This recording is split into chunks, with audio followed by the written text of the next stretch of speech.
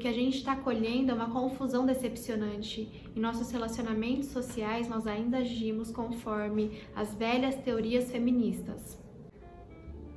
Feminilidade radical não é para as fracas. Carolyn McCulley escreveu esse livro, ela é escritora, cineasta, palestrante, ela é norte-americana e por isso traz um viés norte-americano sobre o feminismo, a primeira, segunda, terceira onda e como acontece a influência do movimento feminista sobre a vida de quem é cristã.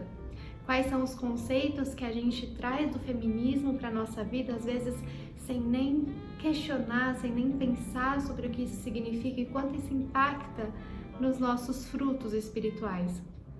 Então a Carolyn vai contar pra gente como aconteceu a sua transição de feminista para antifeminista e como ela se converteu nesse processo e como isso ajudou para que ela tivesse essa nova visão a respeito do movimento. Mas antes de contar essa transição da autora, eu preciso me apresentar, eu me chamo Luísa Coutinho, sou estudante de Letras, Marketing e Teologia e daqui pra frente eu espero fazer muitos vídeos com a resenha dos livros que eu costumo ler, que são cristãos e teológicos, e trazer essas perspectivas minhas e dos autores para este canal. Eu espero que seja útil para alguém, espero um dia encontrar meu público e vou começar a alimentar essa rede social, então se inscreva nesse canal se for interessante para você.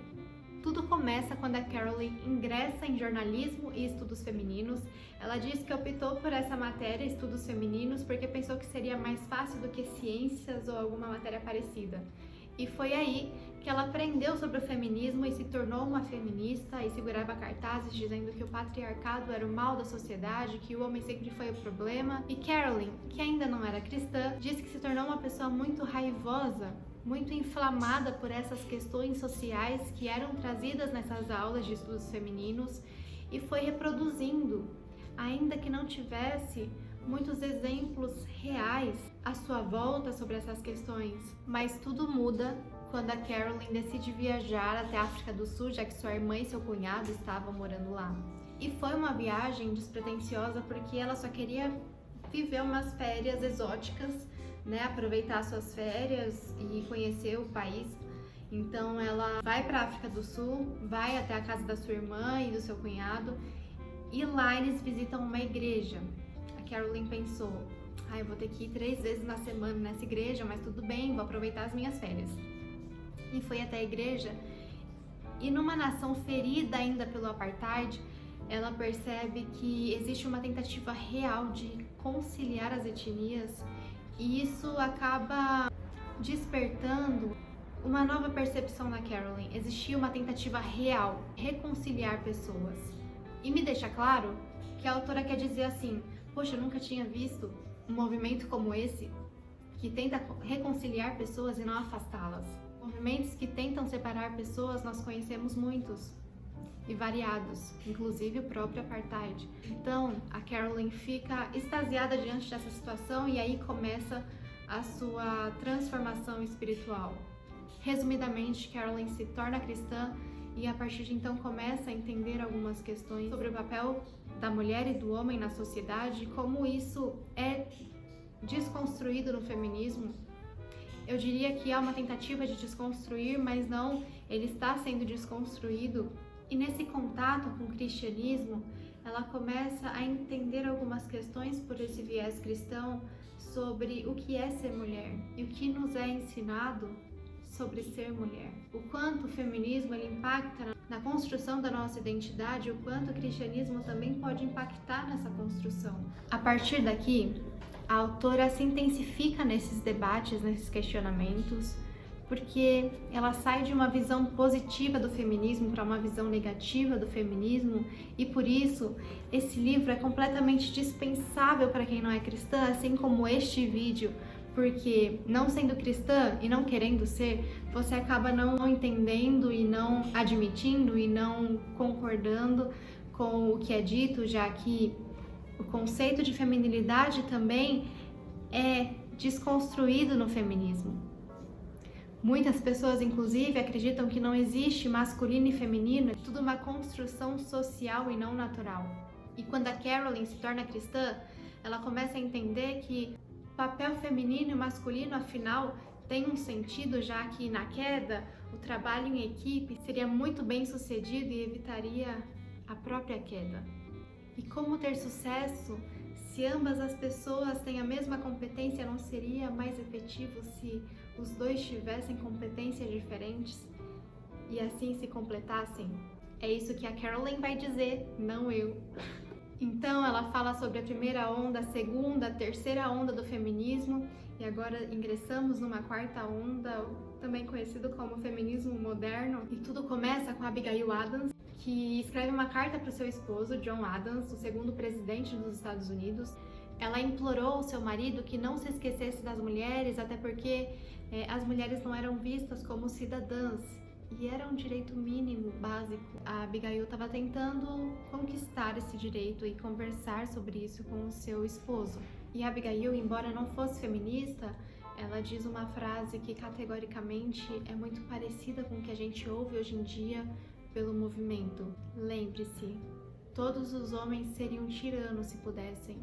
Eu ia ler a carta aqui, mas vai ficar muito grande e eu quero que esse vídeo seja uma resenha e também um resumo sobre o livro. John Adams, porém, respondeu a Abigail com uma frieza considerável. Ele disse que só podia rir do que ela tinha escrito. E eles tinham um relacionamento amoroso próximo, mas ele desconsiderou o seu pedido e as suas palavras tão bonitas. Então, se você quiser ter uma visão geral acerca do feminismo, entender sobre as ondas do feminismo, esse livro é ideal, embora traga momentos, percepções e conceitos que talvez não se apliquem à realidade brasileira.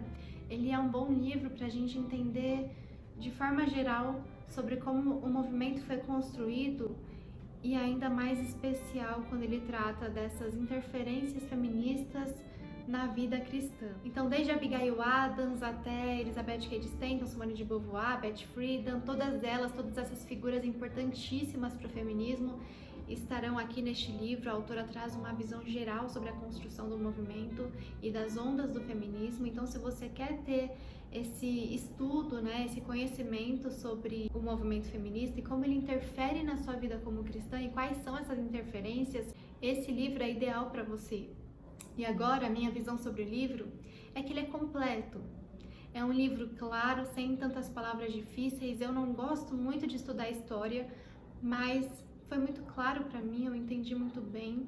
Já havia estudado algumas outras vezes sobre isso, mas este livro é de longe o mais completo sobre o assunto. Para mim foi o mais completo sobre o assunto até o momento. Eu sempre vou consultar esse livro quando eu tiver alguma dúvida sobre isso, porque realmente me respondeu muitas questões. Agora, o que não foi tão interessante assim para mim neste livro? Eu vou encontrar ainda um livro de uma brasileira que escreva algo tão completo como a Carolyn, porque ela traz muitas referências estadunidenses sobre o tema. Outra coisa, no sumário, agora uma visão mais crítica, mas que é dispensável também. Não tem o número das páginas, E eu gosto muito de separar, de dividir a minha leitura em dias com o número de páginas aqui. Isso é muito útil para mim e não tem o número das páginas no sumário. Relatos pessoais. Isso para mim não acrescenta em muita coisa, sabe? A Carolyn traz muitos relatos pessoais. Um relato pessoal a cada capítulo, no final do capítulo tem um relato pessoal. Para mim não é tão interessante porque fatos pessoais não são dados, são fatos. Pode ser um caso isolado, número 1549, pode ser um caso isolado. Então, para mim não foi tão interessante assim. Eu chegava nessa parte, eu queria pular. Não pulei, mas queria pular, porque são relatos de pessoas conhecidas. Eu confio na autora, mas pode haver quem diga, mas quem me comprova isso? Não tem tanta serventia para mim no entendimento do assunto. E eu concordo quando a autora diz que o que a gente está colhendo é uma confusão decepcionante. Em nossos relacionamentos sociais, nós ainda agimos conforme as velhas teorias feministas. Mas eu também concordo com Richard Gaynes quando ele diz que a gente está colocando essa responsabilidade no lugar errado. Nós culpamos as feministas pela destruição dos lares, enquanto os homens ainda não entenderam nada sobre o que é uma liderança. Enquanto o feminismo distorce o que é feminilidade, o machismo distorce o que é uma liderança conforme a doutrina bíblica. Eu termino essa resenha aqui, deixo os links na descrição, o link do livro pela Editora Fiel, o link das minhas redes sociais, e eu espero criar mais resenhas e que sejam úteis para quem estiver me assistindo. Até a próxima!